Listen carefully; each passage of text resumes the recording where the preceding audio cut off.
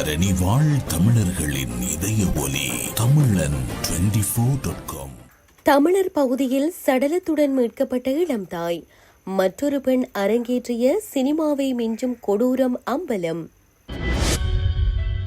இன்று சேவையிலிருந்து விலகிய 90% தனியார் பேருந்துகள். லங்கா IOC எரிபொருள் விலைகளிலும் மாற்றம். கொட்டி தீர்க்க போகும் மழை, விடுக்கப்பட்டுள்ள எச்சரிக்கை.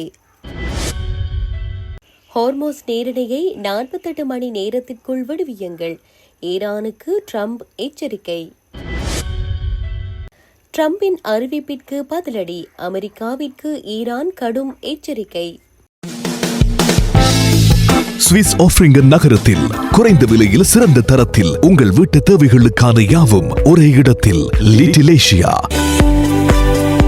இங்கே தாயகத்தில் இருந்து தரமான மரக்கறி, ஃப்ரெஷ்ஷான இறைச்சி, சுவையான மீன் வகைகள் மற்றும் ஆசிய, ஆப்பிரிக்க, தாய்லாந்தில் இருந்து இறக்குமதி செய்யப்பட்ட பலசரக்கு பொருட்கள் அனைத்தும் ஒரே கூரையின் கீழ். உங்கள் ஷாப்பிங்கை இனிமையாக்க 200க்கும் மேற்பட்ட கார் பார்க்கிங் வசதி. மேலும் ஹைவேயில் இருந்து வரும் 700 மீட்டர் தூரத்தில் மிக பிரம்மாண்டமான லிட்டில் ஏசியா எக்ஸோட்டிக் ஃபுட். இன்னும் என்ன யோசிக்கிறீங்க? இப்பவே வாங்க, கையோட அள்ளிட்டு போங்க. Little Asia exotic food, park வெக் 2, 4665 ஆஃப்ட்ரிங்கன். தொடர்புகளுக்கு 0627981111. தொடர்பென விரிவான செய்திகள். மட்டக்களப்பு தாந்தாமலை நெல்லிக்காடு வயல் பிரதேசத்தில் உள்ள பாழடைந்த கிணறு ஒன்றிலிருந்து பெண் ஒருவர் உயிருடன் மீட்கப்பட்ட சம்பவம் தொடர்பாக போலீசார் சந்தேக நபர்கள் 3 கைது செய்துள்ளனர். மாவட்ட புலனாய்வு பிரிவினருக்கு கிடைத்த ரகசிய தகவலின் அடிப்படையில் மேற்கொள்ளப்பட்ட அதிரடி நடவடிக்கைகளின் மூலம் காஞ்சிரங்குடா பகுதியை சேர்ந்த தம்பதியினர் மற்றும் ஒரு இளைஞன் என 3 நேற்று இரவு வவுணதீவு பகுதியில் வைத்து கைது செய்யப்பட்டனர். கடந்த வியாழக்கிழமை வவுணதீவில் இருந்து மட்டக்களப்பு நகருக்கு 2.5 வயது குழந்தையுடன் சென்ற இளம் தாயொருவர் காணாமல் போனார். மறுநாள் வெள்ளிக்கிழமை குறித்த தாய் பாழடைந்த கிணறு ஒன்றிலிருந்து உயிருக்கு போராடிய நிலையில் மீட்கப்பட்டதுடன் அவரது குழந்தை வயல் பகுதியில் அழுது கொண்டிருந்த நிலையில் கண்டெடுக்கப்பட்டது.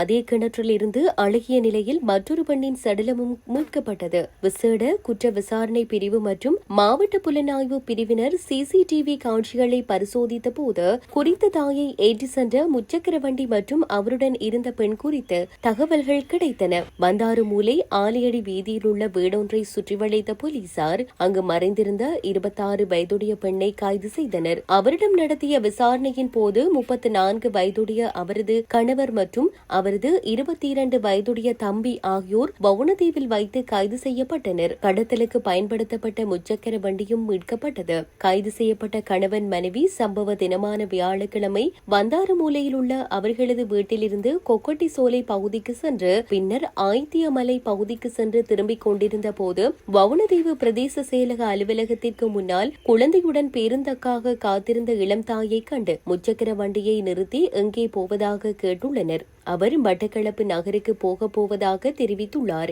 இதனையடுத்து குறித்த பெண் தாங்களும் அங்கு செல்வதாக கூறி வருமாறு அழைத்துள்ளார். அதற்கு இளம் தாய் முச்சக்கர வண்டியில் போக பணமில்லை என கூறிய போது 100 ரூபாய் தந்தால் போதும் என தெரிவித்து இளம் தாயையும் குழந்தையையும் ஏற்றிக்கொண்டு நகரை நோக்கி பயணித்துள்ளனர். அப்போது தான் அடகு வைத்த குழந்தையின் தங்க ஆபரணத்தை மீட்கப் போவதாக தெரிவித்துக் கொண்டே நகரை வந்தடைந்து குழந்தையுடன் இளம் தாய் இறங்கியுள்ளார். இறங்கிய அந்த இளம் தாய்க்கு பின்னால் குறித்த பெண் தானும் வருவதாக தெரிவித்து பின்தொடர்ந்து சென்றுள்ளார். அங்கு அவர் அடகு வைத்த தங்க ஆபரணத்தை மீட்டெடுத்துக் கொண்ட பின்னர் குறித்த பெண் தாங்கள் மீண்டும் வவுணதீவு செல்வதாகவும் உங்களுடன் இன்னொருவரை ஏற்றி குறைந்த கட்டணத்தில் கொண்டு சென்று வருவதாகவும் தெரிவித்து அவர்களை மீண்டும் ஆட்டோவில் ஏற்றியுள்ளனர். வலையிரவு பாலத்தை அண்மித்த போது அவருக்கு மயக்க மருந்து கலந்த பழச்சாறு போத்தலை குடிப்பதற்கு கொடுத்துள்ளனர். இதனைத் தொடர்ந்து குறித்த முச்சக்கர வண்டி வலையிரவு பாலத்தை கடந்து தாண்டியடி நோக்கி சென்று கொண்டிருந்த நிலையில் அங்கு அங்கு முச்சக்கர வண்டியை நிறுத்திய போது அதிலிருந்த குறித்த பெண் இறங்கியுள்ளார். அங்கு காத்திருந்த 22 வயதுடைய இளைஞன் முச்சக்கர வண்டியில் ஏறிக்கொண்ட போது மயக்கத்திலிருந்த இளம் தாய் தன்னை இறக்கிவிடுமாறு கோரிய நிலையில் முற்றாக மயக்கமடைந்துள்ளார்.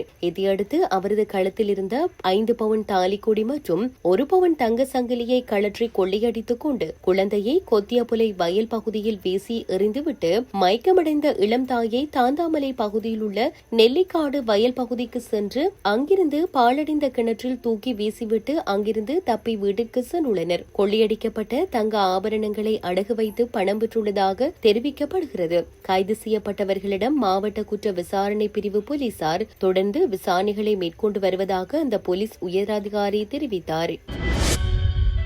நாட்டின் தனியார் பேருந்துகளில் இன்று சுமார் 90% சேவையிலிருந்து விலகியுள்ளதாக தனியார் பேருந்து உரிமையாளர்கள் சங்கம் தெரிவித்துள்ளது. வரலாற்றில் முன்னெப்போதும் இல்லாத வகையில் நேற்று அதிகளவில் எரிபொருள் விலைகள் அதிகரிக்கப்பட்டுள்ளதாக அந்த சங்கத்தின் தலைவர் கெமுனு விஜயரத்ன தெரிவித்தார். இதன் காரணமாகவே இன்றைய தினம் பேருந்துகளை இயக்காதிருக்க பேருந்து உரிமையாளர்கள் தீர்மானித்துள்ளதாக அவர் மேலும் குறிப்பிட்டார். புதிய பேருந்து கட்டண திருத்தம் மேற்கொள்ளப்பட்ட பின்னரே பேருந்து சேவைகளை மீண்டும் முன்னெடுக்க எதிர்பார்ப்பதாகவும் கெமுனு விஜயரத்ன மேலும் தெரிவித்துள்ளார். சமீபத்திய டீசல் விலை உயர்வை தொடர்ந்து பேருந்து கட்டணங்கள் குறைந்தபட்சம் 15% உயரும் என எதிர்பார்க்கப்படுவதாக இலங்கை தனியார் பேருந்து உரிமையாளர்கள் சங்கம் தெரிவித்துள்ளது. குறைந்தபட்ச பேருந்து கட்டணம் திருத்தி அமைக்கப்படும் என்றும் குறைந்தபட்ச மற்றும் நெடுந்தூர பயணங்களுக்கான புதிய கட்டணங்கள் இன்று அறிவிக்கப்படும் என்றும் அந்த சங்கத்தின் தலைவர் கூறியுள்ளார்.